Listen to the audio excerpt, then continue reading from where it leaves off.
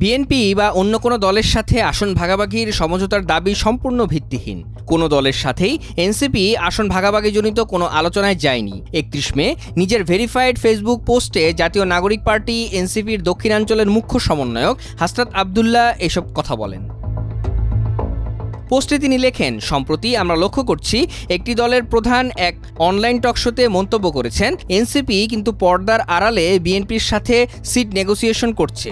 আমরা হাইপোথেটিক্যালি ধরে নিলাম পর্দার অন্তরালে সিট নেগোসিয়েশন হয়ে গেল, একটা আন্ডারস্ট্যান্ডিং হয়ে গেল, তাহলে দেখবেন ডিসেম্বরে না, সবাই সেপ্টেম্বরে নির্বাচনের ব্যাপারে রাজি হয়ে যাবে।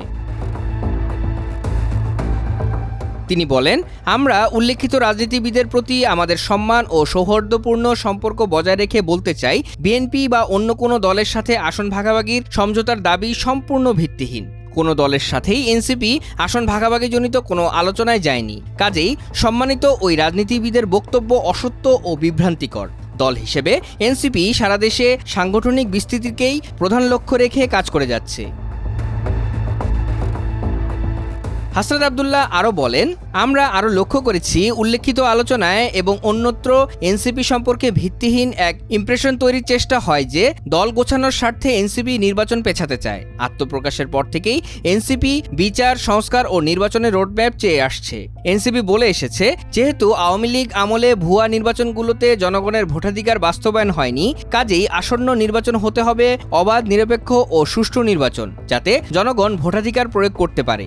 একটি অবাধ, সুষ্ঠু ও নিরপেক্ষ নির্বাচনের জন্য প্রয়োজনীয় লেভেল প্লেইং ফিল্ড নিশ্চিত করতে হবে, প্রশাসনিক সংস্কারগুলো সম্পন্ন করতে হবে। তিনি বলেন, এনসিপি মনে করেন প্রশাসনিক সংস্কার সহ অন্যান্য মৌলিক সংস্কার সম্পন্ন করে নির্ধারিত সময়েই নির্বাচন আয়োজন করা সম্ভব। তবে সংস্কার ব্যতীত আয়োজিত নির্বাচন একচেটিয়া ও একপেশে হওয়ার সম্ভাবনা প্রবল।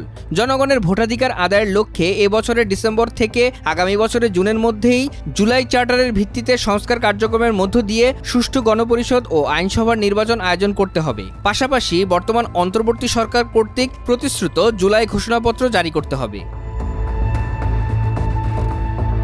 এনসিপির এই নেতা বলেন, প্রশ্নবিদ্ধ নির্বাচন যেন স্রেফ ক্ষমতায় যাওয়ার সিঁড়ি না হয়, বরং মৌলিক সংস্কারের মাধ্যমে অর্থবহ ও সুষ্ঠু নির্বাচনের পরিবেশ তৈরি করে বাংলাদেশ রাষ্ট্রের গণতান্ত্রিক উত্তরণ ঘটুক। এনসিপি সেই প্রত্যাশা করে।